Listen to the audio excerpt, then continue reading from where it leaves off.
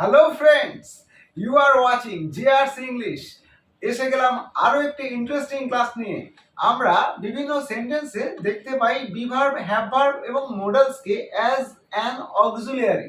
So auxiliary verb বা সাহায্যকারী ক্রিয়া হিসেবে যখন কোনো সেন্টেন্সে এই ভার্বগুলো থাকে, তখন তাকে আমরা কিভাবে নেগেটিভ বা কিভাবে ইন্টারোগেটিভ করব, সেটা ভীষণ একটা ইজিয়েস্ট ওয়ে। একেবারে সহজ কনসেপ্টটা জানা থাকলে আর কারোর কোনো ধরনের সমস্যা হওয়ার কথা নয়। তবে ক্লাস শুরু করার আগে একটা অনুরোধ অবশ্যই রাখবো, প্লিজ যদি আমার এই চ্যানেলে যারা নতুন আসছেন, please subscribe my channel and definitely ভিডিওগুলো ভালো লাগলে লাইক করবেন এবং কমেন্টে গিয়ে জানাবেন যে ক্লাসগুলো কেমন হচ্ছে এবং আর কি কি দরকার বা কোনো জায়গায় খামতি থেকে যাচ্ছে কিনা। Please, it's my request to all of you, আমাকে একটু সাপোর্ট করুন এবং এনকারেজ করুন যাতে আমি এই ধরনের আরো ভিডিও অনেক তৈরি করতে পারি এবং আপনাদের সামনে তুলে ধরতে পারি। সো চলুন শুরু করি আজকের এই ইন্টারেস্টিং ক্লাস।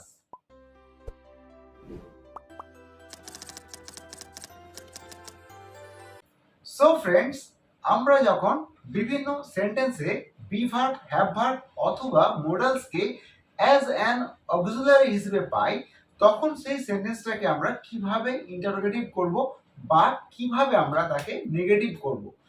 যখন কোনো সেন্টেন্স মেন ভার্ব দ্বারা গঠিত হয়, তখন কিন্তু তাকে আমরা কিভাবে ইন্টারোগেটিভ করব বা নেগেটিভ করব আমি আমার প্রিভিয়াস ভিডিওতে দেখিয়েছি। অবশ্যই সেই ভিডিওটা তোমরা দেখে নেবে। আর আজকে দেখাবো অক্সিলিয়ারি ভার্ব যে সেন্টেন্সগুলোতে থাকে, সেই সেন্টেন্সগুলোকে আমরা কিভাবে নেগেটিভ বা ইন্টারোগেটিভ করব। সো দেখো, আমাদের অক্সিলিয়ারি ভার্ব আছে তিনটে। একটা হলো বি ভার্ব, আর একটা আছে হ্যাভ ভার্ব, আর একটা আছে modals. These are the three types of auxiliary. So be ভার্বের আমরা ইতিমধ্যেই কনসেপ্ট পেয়ে গেছি, জেনেও গেছি যে বি ভার্বটা কোনগুলো। আরো একবার বলে দিচ্ছি, বি ভার্বগুলো কোনগুলো। বি ভার্ব হলো প্রেজেন্ট ফর্মে অ্যাম, ইজ, আর, আর পাস্ট ফর্মে ওয়াজ বা ওয়ার। আমরা এটা পেয়েছি, এর আগে শিখেছি আমরা প্রিভিয়াস ক্লাসে। যারা দেখোনি দেখে নেবে আরেকবার। সো বি ভার্বের এই প্রেজেন্ট ফর্ম অ্যাম, ইজ বা পাস্ট ফর্ম ওয়াজ ওয়্যার যখন কোনো সেন্টেন্সে থাকবে, সেই সেন্টেন্সকে আমরা ইন্টারোগেটিভ কিভাবে করব বা নেগেটিভ কিভাবে করব।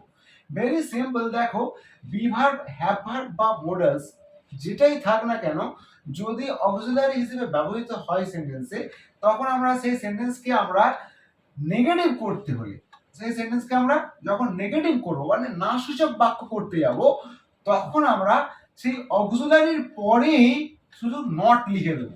অক্সিলিয়ারির পরে শুধু নট লিখলেই নেগেটিভ হয়ে যাবে। আর সেটাকে যদি আমরা ইন্টারোগেটিভ করতে চাই, অর্থাৎ প্রশ্নবোধক বাক্য করতে চাই, তাহলে আমরা সাবজেক্টের আগে ওই অক্সিলিয়ারিটাকে নিয়ে আসবো। ব্যাস, তাতেই কিন্তু ইন্টারোগেটিভ হয়ে যাবে। অবশ্যই শেষে জিজ্ঞাসা চিহ্ন দিতে হবে, নোট অফ ইন্টারোগেশন। সো সাবজেক্টের আগে লিখতে হবে যদি ইন্টারোগেটিভ করতে চাই, আর যদি নেগেটিভ করতে চাই তাহলে এই অক্সিলিয়ারির পরেই নট লিখতে হবে। জাস্ট এইটুকুই সিম্পল একটা ট্রিক। দেখো, আমি দু একটা সেন্টেন্স লিখলেই তোমরা বুঝতে পারবে। ফার্স্ট বি ভার্বকে দেখাচ্ছি, অ্যাম, ইজ, আর, ওয়াজ, ওয়্যার। যেমন ধরো লেখা আছে যে he is reading a story. সে একটা গল্প পড়ছে। এটাকে যদি আমরা নেগেটিভ করে বলতাম যে সে একটা গল্প পড়ছে না, তাহলে আমরা কি বলতাম যে এই যে অক্সিলিয়ারি আছে এর পরে শুধু নেগেটিভ করার জন্য নট লিখতাম, অর্থাৎ লিখতাম he is not reading a story. সে গল্প পড়ছে না।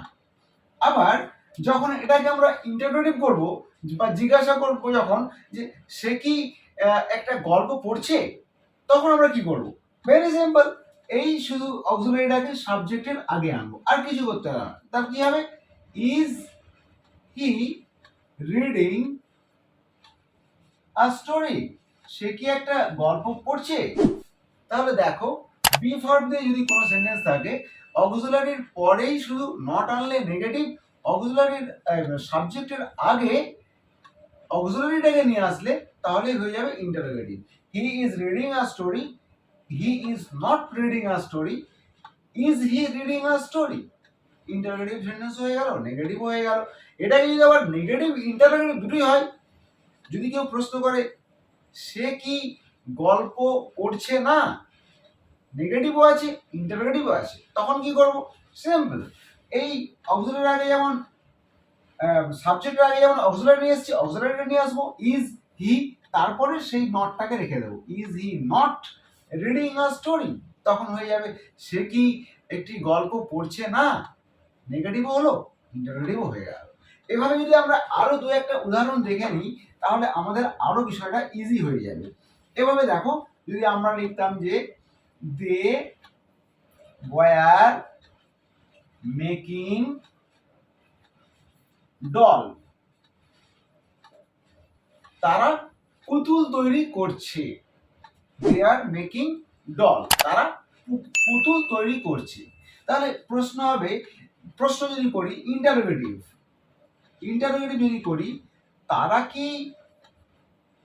কি পুতুল তৈরি করছে, ইন্টারোগেটিভ সেন্টেন্স। তাহলে কি করব, এই যে বি ভার্ব আছে ওয়াজ ওয়্যার, এটাকে শুধু সাবজেক্টের আগে আনবো, বেশ। তাহলে উত্তর হবে ওয়্যার দে মেকিং ডল, সেটা জিজ্ঞাসা চিহ্ন হয়ে গেল। আবার যদি বলি যে তারা পুতুল তৈরি করছে না, তাহলে কি হবে, দে ওয়্যার, যেমন অক্সিলারি লিখলাম তারপরে শুধু নট লিখে দেবো, নট মেকিং ডল। আবার যদি এটাকে বলে নেগেটিভ ইন্টারোগেটিভ, তারা কি পুতুল তৈরি করছে না, তখন হবে দে, আগে ওয়্যারটাকে আনতে হবে অক্সিলারি, ওয়্যার দে, তারপরে যে নট আছে নটই রয়ে যাবে, নট মেকিং আ ডল, জিজ্ঞাসা চিহ্ন।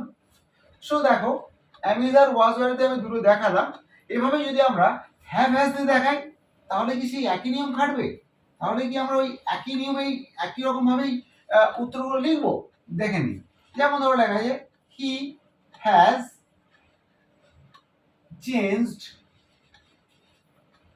হিজ প্ল্যান, সে তার পরিকল্পনা পরিবর্তন করেছে, সে তার পরিকল্পনা পরিবর্তন করেছে। তাহলে এটাকে যদি কেউ বলে যে এটাকে নেগেটিভ করো, যে সে তার পরিকল্পনা পরিবর্তন করেনি, তখন কি হবে?